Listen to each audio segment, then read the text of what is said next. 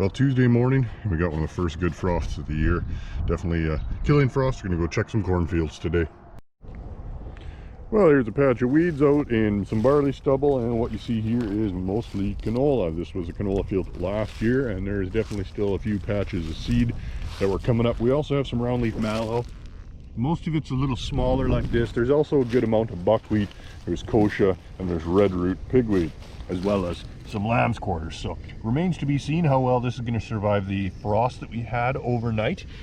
But this is kind of a Corteva centered farm this year, so I think we're going to spray this with some Corex here in the next day or two, control all these weeds, and then we're going to come in here with some fall rye. Well, so far this cornfield doesn't seem to be any worse for the wear after the cold temperatures last night, but it might be a little too early to tell yet.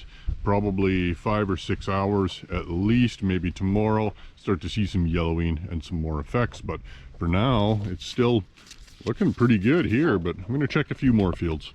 Well, as I get a little bit farther from the river, I was expecting to see more frost damage, but in this area here by Nobleford, it doesn't seem too terribly bad. These ones don't really look too worse for the wear, so I'm going to continue on, see if I can find some here and there.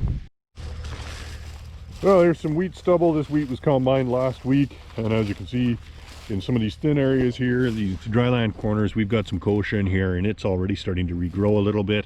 So we'll probably come in here with a product like DB878 or Intruvix with a ½ liter of Roundup. We'll take care of this kochia before the winter wheat goes in or before it emerges. So here's an exceptionally weedy patch in a former winter wheat field. This was alfalfa the year before, and then it was winter wheat. So our options are kind of open for next year. So we could put almost anything in this field. So in these weed patches here, we got lamb's quarters, we got kochia, we got some shepherd's purse, there's some smartweed, there's some buckwheat, a little bit of dandelion, there's even some red root pigweed in here. So kind of a bit of everything. So I think we're going to hit this with Black Hawk, and that's really going to leave our options open, because with Black Hawk, as long as you spray it before freeze up, you're safe to do pulses and canola, pretty much anything else. So I think that'll be an excellent fit for this field. Here's a patch of foxtail and some barley stubble. This is the best time of the year actually to control foxtail. Wait until it's greened up after harvest and it's got some leaf matter in it. This stuff here, it's greening up but doesn't really have new leaves yet. But once it does develop those leaves, we can hit her and get some good control on it, and we don't have to worry about it in the spring. Even though you hear me talking about fall burn-off right now, I'm not actually recommending a whole lot get done. Fields like this that are getting seeded into wheat right now are a little bit of a different case, and we are spraying them as needed, especially to control things like wild oats. But for most part, most of these fields that aren't going to get seeded till spring again, there's not much point spraying right now. It's still early September. We need to wait at least a couple more weeks for those winter annuals to come up, especially now that we've had a little bit of moisture. You know, in the next week or two, there's going to be a lot more weeds coming up, and I would hate to recommend to somebody to spray now and then in 2 weeks their field turns green again. Well, me and Eric are going to go for a combine ride this evening, aren't we, Eric? What do you think? Yeah. Yeah? What's your favorite combine number? It's 5. Number 5. And what's your favorite combine color?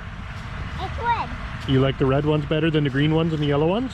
Yeah. Oh, okay. Interesting.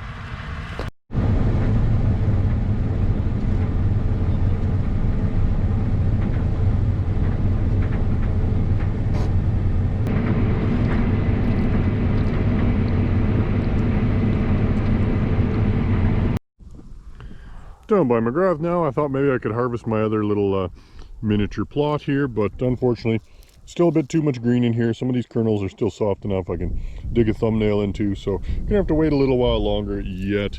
You know, maybe next week if we get some nice warm weather, I can get this plot done as well. Well, the lentils by McGrath have mostly been combined. There's only about 40 acres or so of standing crop. That was a little too tough to do.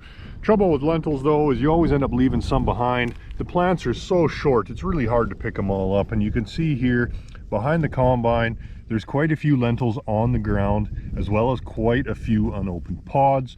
And that would either be ones that were too short, they were below the cutter bar, or they dropped off prematurely, possibly due to weather before harvesting. Trouble with lentils is you can just never pick them all up off the ground. You inevitably end up leaving some of them behind. They're just too short and too tough. But this field, from what I understand, has averaged in the low 40s, so that's very good for this area.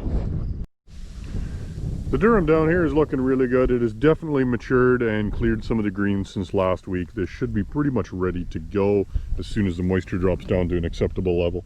Hand thrash sample still looks pretty good. I think there might be a little bit of bleaching due to the 1.25 inch rain from last weekend, but as long as the quality and the protein level is good, it shouldn't be much of a discount. Here's some badly lodged wheat. The weather over the weekend caused some of the more of this to go down, so we're gonna have to come in here with a swather and clean this up so the combines can pick it up better.